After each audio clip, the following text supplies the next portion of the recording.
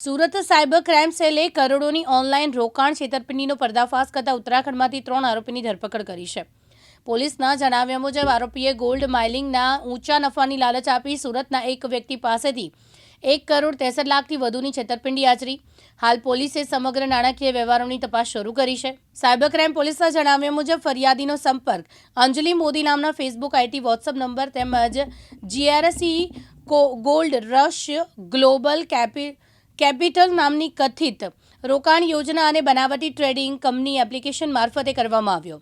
આરોપીએ gold mining ટ્રેનિંગમાં રોકાણ કરવાના રોજિંદો અને માસિક મોટો નફો મળશે તેવી લાલચ આપી ફરિયાદીનો વિશ્વાસ સંપાદન કર્યો.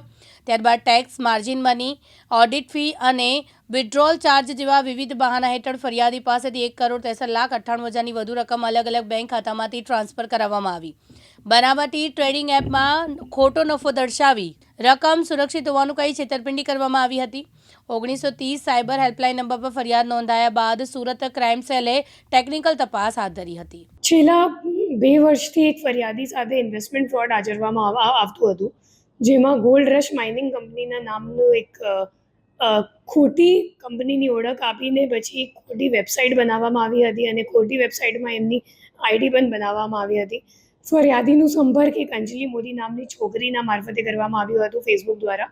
અને ફેસબુકમાં જ્યારે અંજલિ સાથે થોડી બહુ ઓળખાણ થઈ ગઈ ત્યારે અંજલિ એમને વોટ્સએપ પર કોન્ટેક્ટ કર્યો અને એમને એમ કીધું કે હું આ કંપનીમાં ઇન્વેસ્ટ કરું છું અને મને સારું નફો મળે છે દર મહિનાનું, તો એટલે તમે પણ ઇન્વેસ્ટ કરો. અને ફરિયાદી એમના વાતોમાં આવીને પછી 1,63,00,000 જેટલા છેલ્લા 2 વર્ષમાં એમને ઇન્વેસ્ટ કરી નાખ્યું.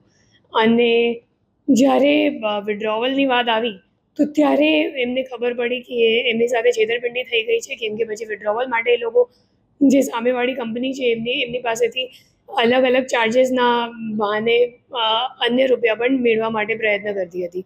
ત્યારે એમને 1930 પર તરત જ ફરિયાદ દાખલ કરી સાયબર પોલીસ સ્ટેશનનો સંપર્ક કર્યો અને આપણી ટીમે ટેકનિકલ વર્કઆઉટ કરીને 3 આરોપીઓને દહેરાદૂનથી ઝડપી પાડી છે ઉત્તરાખંડમાંથી. અને જે તમામ આરોપીઓ છે એ મોહમ્મદ ઇઝહાર જે અકાઉન્ટ હોલ્ડર છે એ છે. પછી બીજો આરોપી છે મોહમ્મદ સુમેર, ત્રીજો આરોપી છે મોહમ્મદ ઉવેશ. તે 3 આરોપી તો બેઝિકલી જે મોહમ્મદ ઇઝહાર છે એ અકાઉન્ટ હોલ્ડર છે, એમના ખાતામાં કુલ 2 લાખ રૂપિયા આવ્યા હતા અને પોતાની અકાઉન્ટ આપવા માટે એમને કમિશન પણ મળી હતી. અને એમના ઉપરના જે 2 વચેટિયા છે એ મોહમ્મદ સુમેર છે અને મોહમ્મદ ઉવેશ છે. અને બંનેના ઉપરનો જે આરોપી છે અત્યારે ફરીદાબાદ જેલમાં છે, એમને પણ ટ્રાન્સફર વોરંટ મારફતે અહીંયા લાવવામાં આવશે. એ 3 આરોપીઓ કમિશન માટે પોતાના બેંક એકાઉન્ટ આપતા હતા. આજે એક ઇન્વેસ્ટમેન્ટ કંપની છે એમની, અને જે ઇન્વેસ્ટમેન્ટ કંપની છે એમની જો સર્વર છે એ સિંગાપોરમાં છે. તો ખરેખર જે મુખ્ય માસ્ટર માઇન્ડ છે એ લોકો ઇન્ડિયાની બહાર બેસીને પછી આરોપીઓને અહીંયા સોશિયલ મીડિયા મારફતે એ લોકો ટ્રેપ કરે છે.